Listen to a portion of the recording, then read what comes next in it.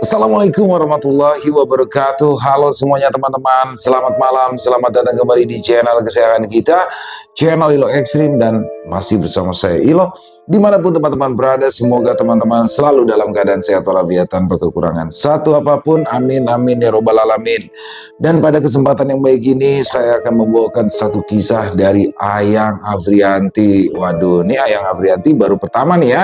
Dan untuk kisah Ayang Afriyanti kali ini akan menceritakan tentang seorang gadis yang bernama Fania, gadis asal Jakarta yang merantau ke kota Bandung untuk bekerja. Nah, di dalam pergaulannya di kota Bandung, di sini pada akhirnya Fania terkena santet yang cukup mengerikan, yang mana santet ini ternyata berasal dari teman dekatnya. Waduh, siapa tuh teman dekatnya dan apa sih yang melandasi ini semua? Oke, sebelum kita masuk ke dalam kisahnya, buat teman-teman yang mungkin belum subscribe channel Ilo Ekstrim, yuk bisa diklik dulu tombol subscribe. Jangan lupa lonceng notifikasinya juga dinyalakan agar teman-teman selalu mendapatkan notifikasi dari konten-konten yang akan kami upload selanjutnya. Untuk channel Ilo Ekstrim kami upload setiap hari teman-teman, setiap malam jam 7 malam waktu Indonesia bagian Barat. Gak pakai berlama-lama lagi, pasti udah gak sabaran kan untuk masuk ke dalam kisahnya. Kita langsung saja masuk ke dalam kisahnya. Bunuh horor. Santet dari hati iri dengki. Assalamualaikum, ucap Fania sore itu ketika ia baru saja pulang bekerja dan sampai di kamar kosannya. Waalaikumsalam, baru pulang Neng? Reza keluar dari kamar sebelah dan berdiri di ambang pintu dengan sikap kemayunya. Ya mak, jawab Fania pula memanggil Reza dengan sebutan mak. Karunya toing, masih capek ya? Minum dulu Bager, kata Reza segera mengambilkan Fania segelas air putih. Fania sendiri sudah tidak aneh dengan sikap pria jadi-jadian yang menjadi temannya itu. Di balik kebaikannya terselubung sebuah maksud yang akhirnya UUD alias ujung-ujungnya duit. Setelah menyimpan tasnya di atas meja, Fania duduk di kasur dan menunggu Reza datang. Tidak lama, pria tinggi kurus itu datang dengan segelas air putih dan sebungkus kue kering di tangannya. Cobain deh, enak tahu. Emak habis jalan-jalan ke mall, kata Reza memberikan sebuah cookies pada Fania. Fania sendiri meneliti terlebih dulu kue kering yang ia pegang. Meski mulutnya meneguk segelas air yang Reza berikan, tetapi matanya awas menelisik kue di tangannya. Tadi racun, tenang weh tuh, kata Reza mendelik sebal. Namun sedetik kemudian senyuman lebarnya terbit. Jadi maharnya berapa nih? Tanya Fania menatap Reza dengan jengah. Yang ditatap malah cengengesan seraya memijat kaki Fania dengan lembut. Cuma gocap, jawab Reza. Serius deh, besok diganti. Gue belum dapat gaji nih hari ini. Lanjutnya lagi dengan tubuh menegak dan kedua jari berbentuk huruf V di atas kepalanya. Gocap nggak ada mak, gue belum gajian, lu tahu sendiri kan. Ya, sia-sia dong cookies mahal gue di tenggorokan lo, keluh Reza yang tentunya main-main.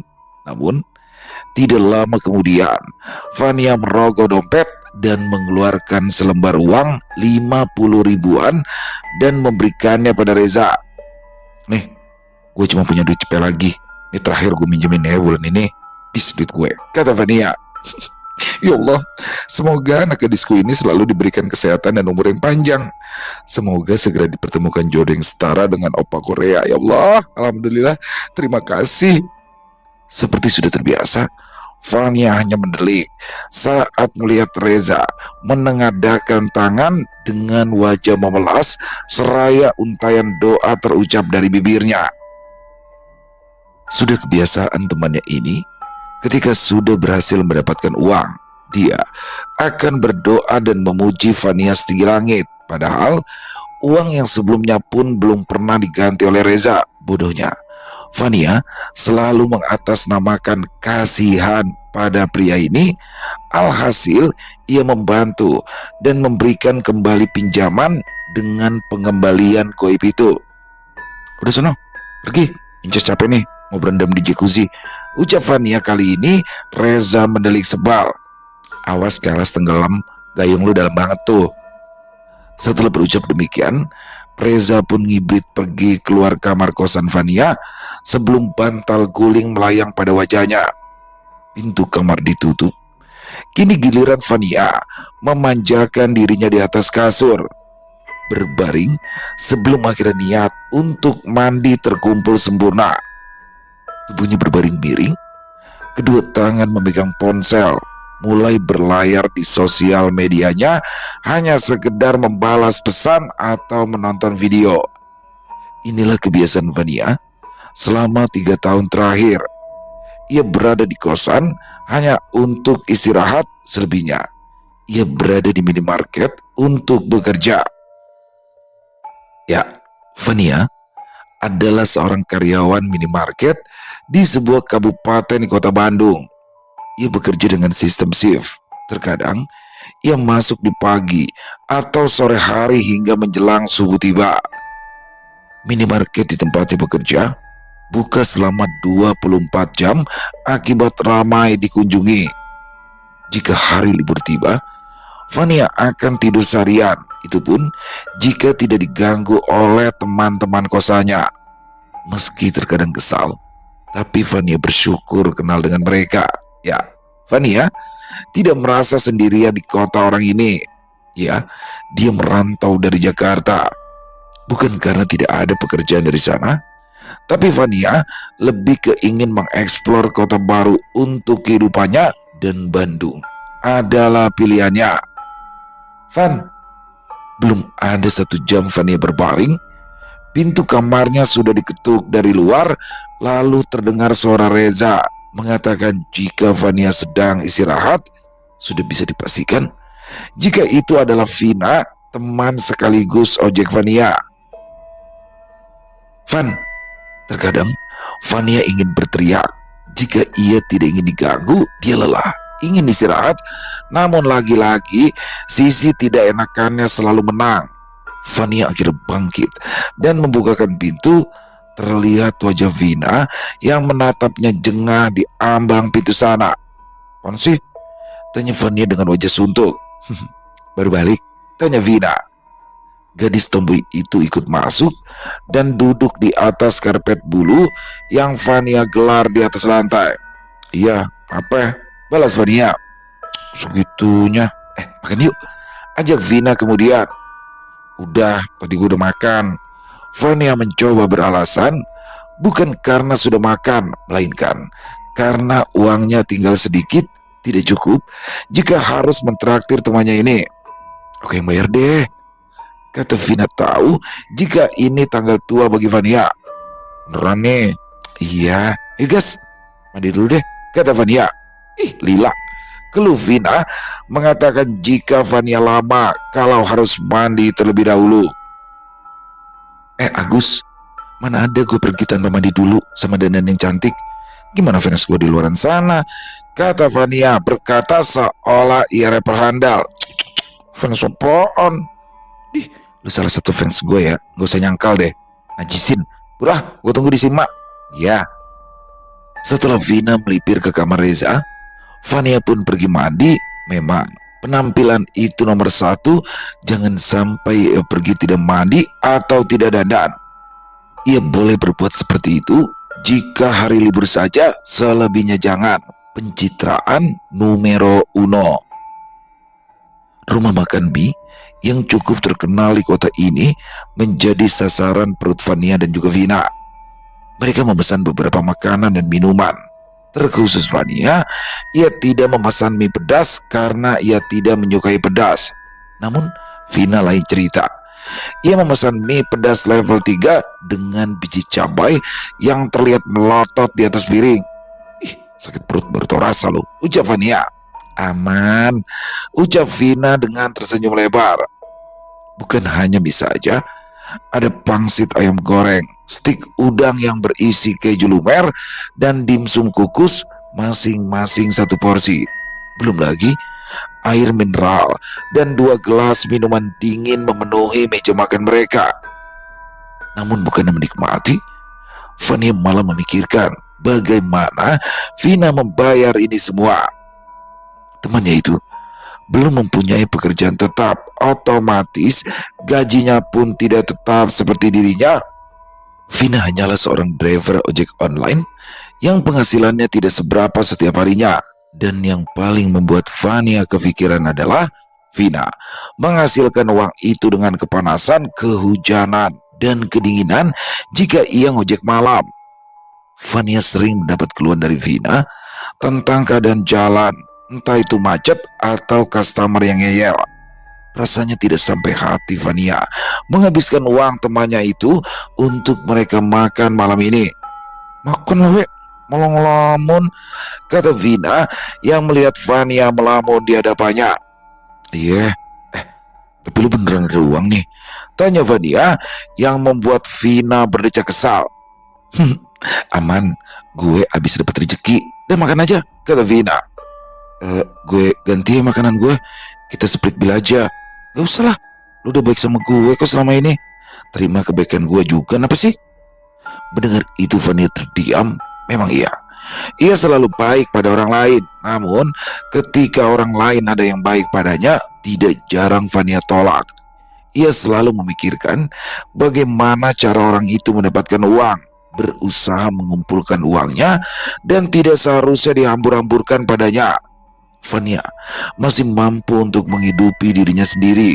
Bukannya sombong, tapi memang sikap seperti ini sudah mendarah daging pada diri Vania. "Sorry ya," ucap Vania lagi. Vina hanya menatap Vania dengan tajam sebagai tanda jika Vania cukup diam saja. Selesai makan, mereka terdiam sebentar. Sebelum pulang, gelak tawa meramaikan meja mereka. Meski hanya 2 orang, tapi mereka selalu bisa pecah jika sudah bersama. Seakan kumpulan beberapa orang dalam satu meja, selalu riuh dan ramai. Pasalnya, Vina ini senang bercanda, candaan khas anak muda Sunda. Ia selalu berhasil mengoyak perut Vania dan pipinya sakit akibat tertawa. Bagaimanapun candaannya, asalkan Vina yang melakukan, pasti Vania tertawa gelak. Biasanya ada Yuli yang akan melengkapi mereka, tapi kali ini Vina tidak mengajak Yuli. Memang agak kurang dekat dengan Yuli dan Vina ini, selalu saja seperti tikus dan kucing setiap harinya. Vania adalah yang terkalem dari mereka bertiga. Sepulangnya dari rumah makan mie, mereka kembali ke kosan Vania. Tentunya Vina juga masih ikut. Terkadang ia akan bergadang di tempat Vania. Tidak peduli jika simpunya kamar sudah terlelap, Vina akan berbaring di atas karpet bulu hingga pagi dan mengantarkan Vania ke tempatnya bekerja. "Menitung ajakan," kata Widi, teman dekat Vania yang tinggal di seberang kamar Vania. "Kirain teh gak ada," jawab Vina. "Siapa nih menitega ke aku? Lapar padahal," ucap Widi. Memang ucapan tadi diperuntukkan untuk Vania. "Maaf cuy, dadakan. Suruh siapa juga pintunya ketutup mulu," kata Vania disertai tawa kecil. "Diketuk tuh, kalau diketuk mah aku juga keluar." "Biasanya kan juga kebuka terus itu pintu," kata Vania lagi. "Barusan atuh dok, masa harus buka pintu terus? Warung bukan," ucap Widi lagi. "Vin, ada rokok nggak?" tanyanya pada Vina. "Kosong belum beli aku," jawab Vina. "Beli dulu tuh." Widi pun memberikan selembar uang 100 ribuan pada Vina yang diterima dengan senang hati oleh gadis tomboy tersebut. Namun ada rasa kesal di diri Vania. Bukan apa, ia tidak pernah menyukai orang yang selalu mengandalkan uang untuk menyuruh orang lain. Itu adalah pekerjaan Widi. Ia selalu merasa di atas langit. Dengan uang yang ia hasilkan, dia bisa membeli orang-orang terdekat Vania dengan uang. Namun itu tadi, dengan cara harus mau disuruh dulu. Itulah cara dia menghargai dan menolong seseorang. Berbeda dengan Vania yang malah ia selalu menyambut teman-temannya dengan makanan dan minuman atau hal lainnya yang sudah tersedia di kamar kosan. Kamar Vania tidak pernah sepi oleh stok makanan atau cemilan. Hanya saja, Widi, tanpa sepengetahuan Vania, meminta Vina untuk membeli beberapa botol minuman beralkohol untuk mereka minum malam ini. Masuk, Van? Widi bicara seperti itu seraya melangkahkan kaki ke dalam kamar Vania. Niat Vania untuk tidur pun pupus. Ia harus kembali bergadang malam ini bersama teman-temannya. Pada awalnya, tidak terjadi apa-apa, hanya sebatas obrolan mereka dengan canda tawa yang terdengar. Seperti biasa, Vina tokoh utama dalam acara penghiburan. Widi dan Vania hanya menjadi tim hore saja. Makanan dan minuman yang Vania suguhkan pun sudah berangsur habis. Jam sudah menunjukkan pukul 1 pagi, di mana jam-jam rawan untuk overthinking dan bicara hal random. Si Vania mah banyak duit terus ya, Vin, kata Widi dengan tawa kecil menguar dari bibirnya. Jangan diragukan lagi tuh mah, jawab Vina melirik Vania yang hanya merespon dengan senyuman. Tapi dia mah gak pernah setia kawan, Vin, ucap Widi lagi. Sepertinya efek alkohol sudah mempengaruhi otaknya hingga ia berkata demikian. Mendengar hal itu, Vina dan Vania terdiam. Mereka ingin tahu apa yang akan Widi katakan selanjutnya. Sebelum jawab, Vina melirik Vania terlebih dulu. Memang gimana teh? Tanyanya. Ya, dia makan, jajan, gak pernah ngajak aku, tapi aku selalu ajak dia, jawab Widi pula. Vina paham, pembicaraan ini sudah mengarah ke hal negatif yang pastinya menimbulkan keributan. Ia pun sebisa mungkin mengalihkan pembicaraan ke arah lain hingga membuat Widi tertawa dan lupa akan topik pembicaraan tadi. Sedangkan Vania hanya menghela nafas. Ia tidak mabuk, ia hanya mendengarkan teman-temannya saja. Lagi pula, besok ia kerja pagi. Tidak mungkin ia datang dengan wajah teler karena kurang tidur bercampur dengan pengaruh minuman. Van, lu tidur aja deh, besok kan masuk pagi, ucap Vina agar Vania tidak semakin kesal pada Widi. Iya, gue ngantuk, ucap Vania pula dan berbaring mengabaikan kedua temannya di karpet sana. Kurang lebihnya, Vania sudah tahu watak teman-temannya selama ini. Dari mulai Reza, Vina, Yuli, bahkan Widi, mereka tidak selamanya menganggapnya sebagai teman, tapi menganggap sebagai orang bodoh yang bisa dimanfaatkan. Namun bagi Vania tidak berimbas apapun padanya. Ia tidak peduli ketika dirinya dibilang bodoh karena selalu memberi orang lain. Yang ia pedulikan hanya pemberiannya adalah tulus. Tanpa orang bodoh ini, teman-temannya yang membutuhkan tidak akan bisa makan, begitu pikirnya. Setelah Vania terlelap, Vina mengantarkan Widi ke kamarnya. Ia membopong tubuh gempal Widi yang sudah setengah sadar itu. Tidur teh, aku mau narik dulu, ucap Vina sebagai alasan. Daripada temenan sama si Vania, mendingan sama aku aja, Pin. Bentar lagi, si Vania itu bakalan dapetin yang setimpal atas perbuatannya, ucap Widi yang membuat Vina terdiam. Namun ia hanya mengiyakan dengan tawa kecil. Dalam hatinya ada rasa peduli pada Vania. Ia harus menjaga dan memperhatikan lebih temannya itu. Ternyata Widi yang selama ini dekat dengan Vania tidak mencerminkan sebagai teman yang baik. Padahal Vina kenal Widi juga dari Vania, tapi ternyata sikap Widi di luar perkiraan. Beberapa bulan berlalu, hubungan pertemanan Vania dan mereka pun terlihat baik-baik saja seperti biasanya. Hanya saja masih menimbulkan rasa was-was untuk Vina. Terlebih, ia tahu maksud ucapan Widi tempo lalu. Dan sekarang kekhawatirannya bertambah akibat Vania yang mendadak jatuh sakit. Vina mencoba menghubungi Vania lewat pesan, tapi tidak mendapatkan balasan. Bahkan beberapa kali ditelepon pun tidak diangkat. Vania hanya mengabarinya di jam 4 subuh, mengatakan jika Vina tidak usah menjemputnya, Vania tidak masuk kerja akibat sakit. Beberapa kali Vina datang ke kosan pun pintu kamar Vania masih tertutup dan terkunci. Vina yang awalnya selalu mengetuk pintu, kini memilih membiarkan. Dia tahu Fania butuh istirahat. Vina hanya bertemu dengan Reza. Pintu kamar Widi pun tertutup dengan lampu kamar padam. "Kemana sih Teh Widi?" tanya Vina. "Katanya mau balik kemarin sore," jawab Reza. "Oh, Inces Fania belum keluar singgah sana ya," kata Reza lagi. "Sakit ya, makanya gua kesini, takut kenapa-napa," jawab Vina. "Bisa sakit? Bukan mati cuy," kata Reza. "Ih, banyak yang sakit mati dulu." Mendengar ucapan Vina, mereka terdiam, merasa ada yang aneh dengan kalimat yang keluar dari bibir cewek bertopi itu. "Naon sih ngomong teh, babaliut?" Rang Reza membuat Vina terkekeh akibat kekeliruannya dalam bicara. "Maksudnya teh gak sedikit orang yang mati sakit dulu," kata Vina membenarkan. "Ya Allah, tos ngadahar naon atuh anomali satu ini teh. Balelol gitu," Rang Reza dengan dramatis yang membuat Vina tertawa. Siang sudah berganti menjadi sore. Sinar matahari pun mulai redup karena senja akan tiba. Saat Vina kembali ke kosan, kamar Fania masih tertutup dan ia belum mendapatkan balasan pesan sedikit pun.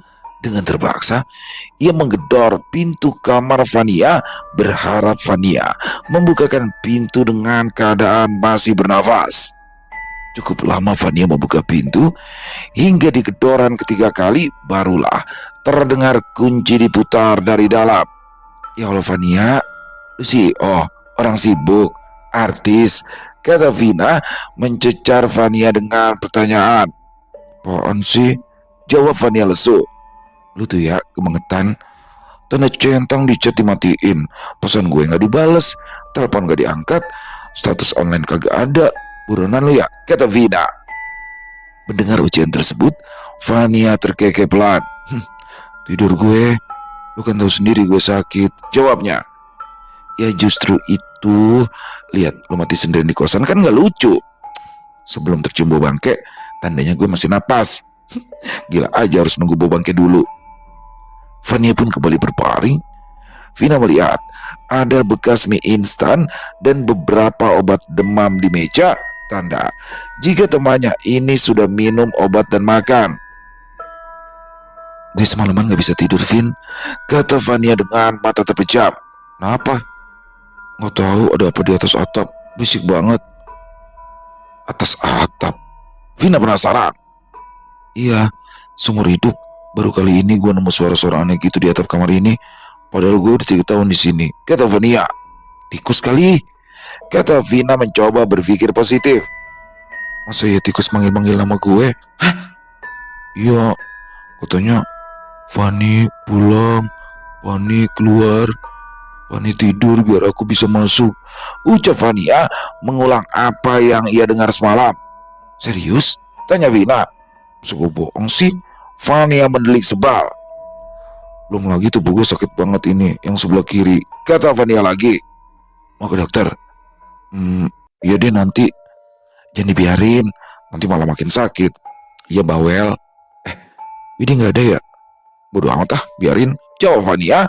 Vina terdiam. Tidak biasanya Fania menjawab seperti itu. "Dari kemarin udah berisik terus anjir, kesel gue," kata Fania. "Berisik apaan sih?" "Jam duit."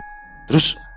"Yang gue kasih lah, duit gaji gue habis kepake ke rumah. Gue cuma nyisain 200 ribu doang. Ini juga ngarep kaum duafa balikin duit gue," kata Fania lagi. Malah ngomong yang enggak udah digituin. Lanjutnya, enggak gimana?" Fania malas menjelaskan. Ia pun menyerahkan ponselnya pada Vina. Di sana, Vina membaca percakapan lewat chat antara Fania dan Widi, di mana Widi meminjam uang dan Fania mengatakan tidak ada uang. Lalu Widi mengatakan jika Fania egois, selalu datang ketika butuhnya saja. Ketika Widi butuh, Fania selalu beralasan, padahal jauh dari kenyataannya. Fania tidak sering meminta tolong pada Widi. Malahan, Widi yang selalu meminjam uang dan saldo pada Fania hampir setiap minggu. Bahkan, terkadang uang untuk rumah pun selalu Fania berikan dulu pada Widi dan akan ia kirimkan ke rumah ketika Widi sudah membayar. Namun hasilnya, malah ia yang disalahkan. Hati Vina merasa tidak terima ketika ia membaca kata-kata Widi yang mengatakan jika Vania akan menerima balasan atas sikapnya dalam waktu dekat. Hal itu tersambung pada ucapan Widi tempo lalu. Vina semakin curiga jika Widi akan melakukan hal yang tidak pada Vania. Terlebih, sekarang dia sakit seperti ini, makinlah gencar pikiran buruk Vina terhadap Widi. Vania sendiri merasa ada yang aneh pada dirinya semenjak ia bertengkar dengan Widi beberapa hari lalu. Ia merasa tidak enak badan, tubuhnya sakit sebelah dan merasa ditusuk di bagian tertentu. Bahkan setiap malam Vania akan menggigil dengan ditemani suara aneh di atas atap kamarnya. Jika itu memang tikus, tidak mungkin bisa bersuara seperti itu. Lagipun kalau itu tikus, harusnya ada saat Vania awal datang ke kosan ini.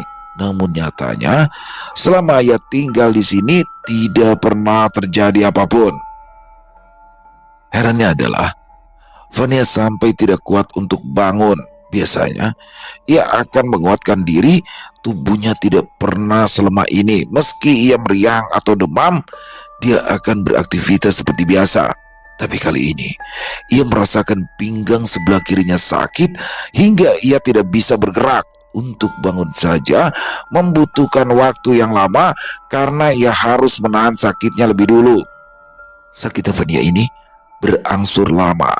Setelah Vina menjenguknya hari itu, Vania belum sembuh juga. Ia sudah berobat ke klinik, tapi dokter tidak menemukan penyakit di dalam tubuh Vania.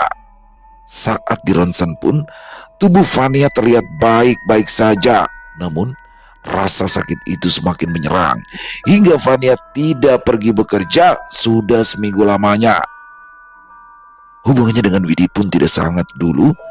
Mereka hanya akan bertegur sapa seperlunya. Bagi Vania, itu bukan apa-apa. Ia sudah biasa kehilangan seseorang dalam hidupnya. Maka saat ada orang yang tadinya dekat dan kini menjauh, Vania menganggap sebagai siklus kehidupan barunya. Vania tidak akan mengejar, bertanya, bahkan memohon agar orang itu tetap tinggal.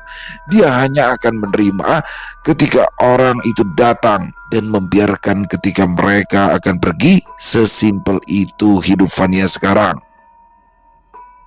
Vina, gue bisa berdiri, seru Vania sore itu di dalam sambungan telepon. Alhamdulillah, jawab Vina di seberang sana. Ya Vin, tapi kamar gue bau bangke deh, kata Vania lagi. Hah, kok bisa? Gue tahu, tiap sakit gue hilang selalu aja ada bau, entah itu wangi melati atau bau bangke kayak sekarang. Vina terdiam tidak menjawab. Gue kesana sekarang deh, ucap Vina pada akhirnya. Saat Vina datang, Vania sedang menangis di atas kasur. Dengan raut wajah khawatir, Vina pun menghampiri. Kenapa? Tanya Vina. Gue sakit lagi, Vin. Udah seneng gue sembuh, malah sekarang sakit lagi, jawab Vania terisak hebat. Dokter lagi mau? Percuma, hasil lab juga bilang gue gak kenapa-napa. Akhirnya mereka terdiam dalam kebingungan. Inces, ada apa kegerangan dengan dirimu ya? Reza melongokkan kepalanya di ambang pintu kamar Vania yang tidak tertutup. Sementara dari kamar Widi terdengar tawa kencang. Tawa Widi bersama teman-temannya yang tidak Vania dan Vina kenal. Ih, budak orang di kumaha ya? Nah, make cerik. Reza berhambur memeluk Vania dan menatap tajam pada Vina yang malah direspon dengan decakan sebal. Santet ke orang, jawab Vina sengaja dikeraskan suaranya hingga suara tawa di kamar Widi berhenti. Serius disantet? Kusaha? Tanya Reza kali ini dengan wajah yang benar-benar terkejut. Curiga kasih Widi orang mama, jawab Vina. Kenapa bisa gitu? Ya ada aja sih yang bikin gue curiga. Gak boleh suujon gak jadi orang. Soal suujon, dengerin ini baik-baik, kata Vina, lalu menceritakan hal janggal dan ucapan janggal yang Widi katakan padanya saat itu. Reza mendengarkannya dengan baik, dengan ekspresi terkejut dan tidak menyangka, sementara Vania masih menangis meratapi nasibnya yang apes. Ya Allah, ya tuh kalau gitu mah aku juga curiga. Mending goreng hati jelema teh. Ucap Reza. Mungkin jika keadaannya sedang normal, Vania akan tertawa melihat respon Reza yang selalu lucu itu. Namun, kini Vania hanya bisa menatap Reza dengan geli. Mana emang dikasihani teh malah ketawa, kata Reza saat menoleh pada Vania yang sedang menahan tawa di sela tangisannya. Itu jangan kayak gitu ekspresinya, rengek Vania yang malah menangis di sela tawanya. Udahlah biarin, terimain aja semuanya. Kita cari dukdek yang bagus buat balas dendam, kata Reza lagi. Maksud dukdek di sini adalah dukun dalam bahasa bencong. Iya, santet balik ke aing gerak, kata Vina tidak terima karena temannya dibuat seperti ini. Jangan dulu gitu, kita kan belum punya bukti, ucap Vania masih mencoba berpikir positif. Embung orang mah takut dosa seujon sama orang, kata Reza. Itu masih Pina, ya Allah, bukan aku. Lanjutnya lagi yang malah mendapat geplakan sayang di keningnya. Siapa lagi pelakunya jika bukan Vina? Di dalam kondisi seperti ini pun mereka masih bisa tertawa bercanda, dan itu membuat Widi semakin tidak suka. Ia sejak tadi mendengarkan tawa dan canda yang terdengar dari kamar Vania. Bahkan teman-teman Widi pun merasa aneh dengan gelagatnya. Tidak biasanya ia bersikap demikian. Widi adalah tipikal orang yang masing-masing tidak pernah ikut urusan orang lain, namun kali ini berbeda. Sudah 2 minggu Vania tidak masuk bekerja. Ia mencoba memulihkan dirinya sendiri dengan cara beribadah dan mengaji. Vania meminta perlindungan dan kesembuhan atas penyakit yang ia derita. Pun dengan dukungan dari Vina, wanita tomboy itu selalu menemani Vania dan memberikan sebagian uangnya karena Vania tidak bekerja. Dari sini Vania bisa menilai mana teman yang benar-benar teman dan mana yang hanya datang saat ada butuhnya saja. Meski kecurigaan mereka terhadap Widi semakin meningkat, tapi Vania tidak pernah memutuskan pertemanan atau komunikasi pun dengan Widi yang sesekali datang ke kamar Vania untuk menjenguk dan memberikan beberapa makanan, meskipun berakhir di tong sampah karena Vina membuangnya. Jangan pernah makan pemberian dari orang lain selain gue, kata Vina. Ia benar-benar menjaga dan mencoba untuk melindungi Vania sebisa mungkin. Meski Vina itu sama wanita seperti dirinya, tapi Vania tidak bisa membantah karena aura dominan Vina selalu kuat terasa ketika ia berusaha melindungi Vania. Maka pada akhirnya Vania hanya bisa menurut. Hari ini Vania mencoba datang ke kamar Widi yang sudah lama tidak ia kunjungi. Sikap Vania yang lain, ia tidak pernah berkunjung lama-lama di kamar teman-temannya, malah mereka yang selalu datang dan diam di kamar Vania. Entahlah, Vania hanya merasa tidak nyaman saja saat berkunjung di tempat orang lain. Cuy, panggil Vania pada Widi. Oi, lagi mandi nih, kata Widi dari kamar mandi. Minta air ya, galon habis, ucap Vania. Ambil aja. Saat Vania berjalan mendekati meja, atensinya terganggu dengan kehadiran sebuah sesajen di bawah kolong meja. Di sana ada satu buah nampan kecil berisi makanan dan buah-buahan serta sebatang dupa yang menyala. Di dekatnya ada sebuah kain putih yang diikat seperti pocong. Karena penasaran, Vania pun mengambil kain tersebut. Apaan ini? Tanyanya pada diri sendiri. Namun pertanyaannya terjawab saat ia melihat foto dirinya di bawah piring makanan. Vania segera mengambilnya dengan jantung yang berdegup kencang. Jadi benar, Widilah pelaku santet pada dirinya. Udah belum cuy? Tanya Widi dari dalam kamar mandi. Aku bentar lagi udah nih, lagi pakai anduk. Lanjutnya. Udah, makasih cuy, jawab Vania. Ia segera berlari ke kamarnya dan menutup pintu dengan keras. Vina yang sedang berbaring di kasur pun terperanjat kaget. Ia menatap Vania penuh tanya. Hanya saja wajah pucat wanita itu sudah membuktikan jika memang terjadi sesuatu. Kenapa? Tanya Vina membawa Vania duduk di atas kasur. Vania tidak menjawab, tapi ia memberikan satu ikat kain putih beserta sebuah foto dirinya. Emosi Vina pun meledak seketika. Anjing, seru Vina. Bener si anjing eta pelakuna. Kata Vina lagi, nafasnya memburu akibat emosi yang tidak terkendali. Baru saja dia akan bangkit dan mendatangi Widi, tapi tangannya dicekal oleh Vania. Wanita itu menggeleng pelan dengan lelehan air mata. Buka dulu, ini isinya apa? Kata Vania dengan suara bergetar. Vina pun menurut. Ia membuka bungkusan kain putih tersebut dan di dalamnya terdapat sebuah kertas bertuliskan bahasa Arab. Lalu ada satu plastik kecil yang Vina duga sebagai tanah kuburan. Paling mencengangkan adalah adanya boneka kain dengan foto Vania diikat di atas tubuh boneka tersebut. Lalu beberapa jarum ditancapkan seolah dibuat tanda bagian tubuh Vania mana yang harus sakit. Jarum itu tertusuk di bagian kepala sebelah kiri, tangan, punggung, hingga pinggang masing-masing di sebelah kiri, sesuai seperti yang dirasakan oleh Vania saat ini. Biadab, anjing bener-bener, ucap Vina, sementara Vania menangis hebat. Ia tidak percaya jika dirinya mengalami santet seperti ini, bahkan oleh temannya sendiri, akibat tidak dipinjami uang. Kenapa Widi tega menyakitinya? Padahal Widi juga tahu keadaan Vania yang sebenarnya.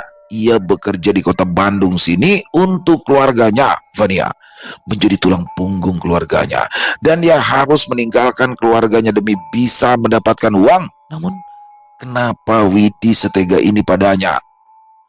Langkah selanjutnya yang akan Vania ambil adalah berbicara pada ibu kos. Dia akan meminta pertolongan atas kejadian ini. Bahkan Vania sudah menghubungi teman-temannya yang lain untuk meminta dukungan moral. Salah satu teman Vania akan membantu dengan cara melaporkan hal ini pada pihak kepolisian. Mungkin bisa dibilang tabu, tapi kelakuan Widi sudah sangat merugikan. Teh, dipanggil ibu ke atas, ucap Vina dengan suara dingin saat mendatangi kamar Widi.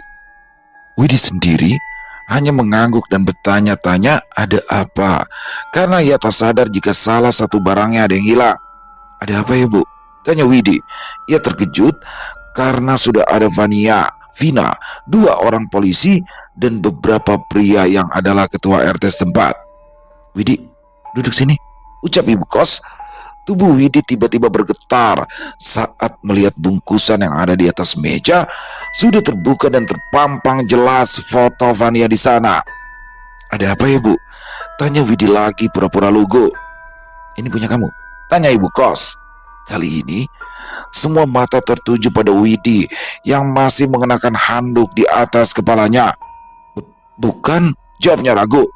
Lah, ngaku anjing? Tong sok pura-pura bego, goblok. Seru Vina yang tidak tahan lagi. Ketua RT dan Pak Polisi pun dengan cepat menenangkan Vina. Ini Vania nemu di kamar kamu, kata ibu kos. Bukan punya aku Bu. Van, lu mau fitnah gue ya? Tiba-tiba Widi menatap Vania dengan melayangkan pertanyaan bodoh yang membuat Vina terkekeh sinis.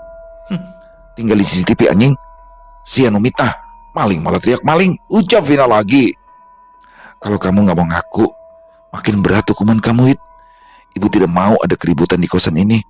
Lagipun ngapain sih masih main-main beginian? Kamu kan udah sama-sama dewasa, kata ibu kos pula. Dan meluncurlah kata-kata mutiara dan tangisan buaya dari Widi. Dia menangis, meminta ampun dan mengatakan alasan dia melakukan hal ini. Dia merasa tidak terima atas sikap Vania yang sombong dan tidak mau membantunya, sedangkan dia selalu membantu Vania.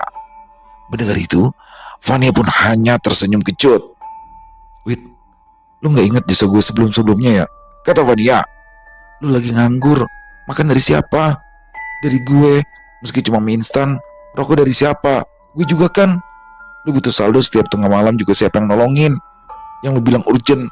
Tapi kenapa soal gue gak ada baiknya buat lu? Kata Vania panjang lebar. Aing saksina, timpal Vina yang memang selama ini tahu kegiatan dan perlakuan Vania pada Widi pun sebaliknya. Mendengar itu Widi terdiam, ia tidak bisa berkutik lagi. "Maafin gue ya Van, gue gelap mata," ucapnya. "Wah, saya salah. Sian kudu nanggung akibatnya. Hukum aja Pak," ucap Vina yang sudah tidak bisa mentolerir sikap Widi lagi. "Maafin Pan, sumpah gue gak maksud begini," kata Widi. Kali ini ia jatuh bersimpu memohon ampunan pada Vania. "Ih, temikir siapa si Vania sampai gak bisa kerja akibat lalu anjing pisan jadi jelema teh," ucap Vina lagi. "Jadi gimana Van?" "Proses saja Bu, saya sudah banyak dirugikan dalam masalah ini," jawab Vania.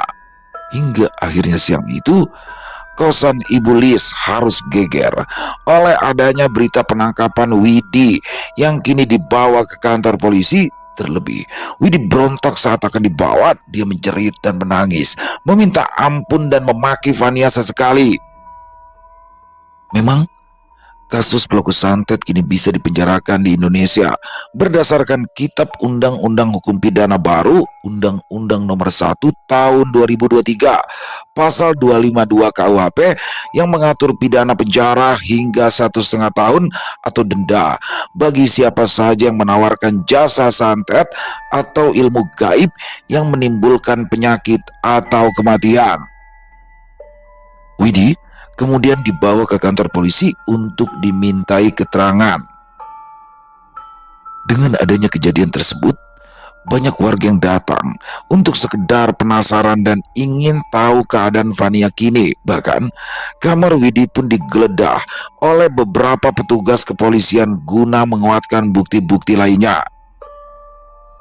Setelah kejadian itu, Vania mulai menjalani proses ruqyah yang disarankan oleh ibu kos.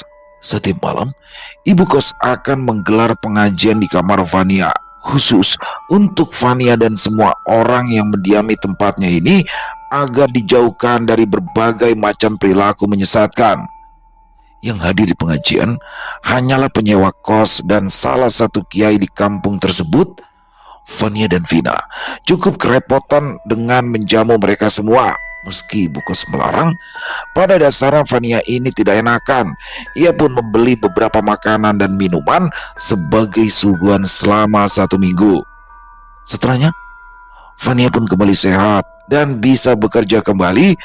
Ia pun mendapat pelajaran berharga atas kejadian ini di dalam hidupnya. Sebaik-baiknya orang pasti akan terlihat sifat aslinya ketika kita tidak bisa memenuhi keinginannya. Malam ini, untuk pertama kalinya lagi, Vania dan Vina serta Reza bisa berkumpul dalam keadaan yang sehat. Seperti biasa, mereka berkumpul di kamar Vania dengan celotehan, ditemani makanan dan minuman yang Vania beli. "Makanya, jangan terlalu baik nanti sama orang," kata Reza. "Kalau gue gak baik, terus lu minjem duitnya masih apa lagi?" timpal Vania. "Pengecualian buat Eke mah." "Iya tuh, udah aku mah baik, gak main-mainan santet," kata Reza. "Yang ada lu ntar yang gue santet mak, sumpah deh," ucap Vania seraya tertawa. Iya, akibat gak bayar-bayar utang kan. Tobat Gusti," seru Reza pula, dan mereka pun tertawa terpingkal-pingkal. Selesai. Wow, luar biasa kisah dari Ayang Afrianti. Waduh, ngeri banget ya. Santetnya ini ternyata berasal dari Widi. Masalahnya sepele, tapi emang dari pertama, dari awal ya. Widi ini nih udah jelek banget nih sifatnya nih. Dia kayak apa ya, nggak suka sama temen yang disukai sama teman-teman lain. Dia pengennya tuh teman-teman semuanya sukanya sama dia. Dia nggak suka kalau ada yang lebih menonjol daripada dia, seperti Vania yang disukai oleh semua orang. Di sini kaya banget sih materinya ya. Ada Fani yang tomboy, ada juga Reza yang kemayu, dan Widi yang menyebalkan, dan Vania yang bisa menyenangkan banyak orang ya. Kan itulah hidup ya teman-teman ya. Dan oh ya, ada satu hal lagi yang menarik nih yang akan saya kupas, karena ini untuk pengetahuan teman-teman juga, khususnya saya sih, karena ini memang baru diberlakukan nih. Jadi benar teman-teman, bahwasanya seperti yang tertuang dalam kisah tadi, untuk urusan santet menyantet ini sekarang ini sudah bisa dilaporkan dan sudah masuk unsur pidana. Saya penasaran, langsung saya cek nih di Google ya. Dan kenapa saya harus baca di sini, karena nggak boleh salah nih, karena ini menyangkut hukum teman-teman. Jadi di sini benar ya, ini menurut Google yang saya baca, benar pelaku santet ini bisa dikenakan pidana di Indonesia, terutama setelah berlakunya Kitab Undang-Undang Hukum Pidana KUHP baru, yaitu Undang-Undang Nomor 1 Tahun 2023. Nah, ini semuanya mulai berlaku efektif di tanggal 2 Januari 2026. Berarti baru nih teman-teman. Saya aja baru tahu nih. Nah, tapi di sini yang menarik teman-teman, di pasal 252 KUHP baru. Nah, aturannya itu mengenai santet yang tertuang dalam pasal 252 Undang-Undang Nomor 1 Tahun 2023 ini, yaitu pasal ini menyasar setiap orang yang menyatakan dirinya memiliki kekuatan gaib, memberitahukan, memberikan harapan, menawarkan atau memberikan bantuan jasa pada orang lain bahwa karena perbuatannya dapat menimbulkan penyakit, kematian, atau penderitaan mental atau fisik seseorang. Nah, ini berarti kalau kita baca di sini berarti dukunnya teman-teman yang kena ya. Tapi ya mungkin Widi tadi dibawa ke kantor polisi untuk dimintai keterangan yang mana pastinya akan menyasar dukunnya tersebut. Karena di dalam pasal 252 ini menyasarnya adalah orang yang mengaku bisa membuat orang lain sakit ya teman-teman. Oke, nah di sini ancaman hukumannya dipidana penjara paling lama 1 tahun 6 bulan, 1 tahun setengah, atau denda paling banyak kategori 4 Romawi 200 juta rupiah. Wah, ngeri banget ya.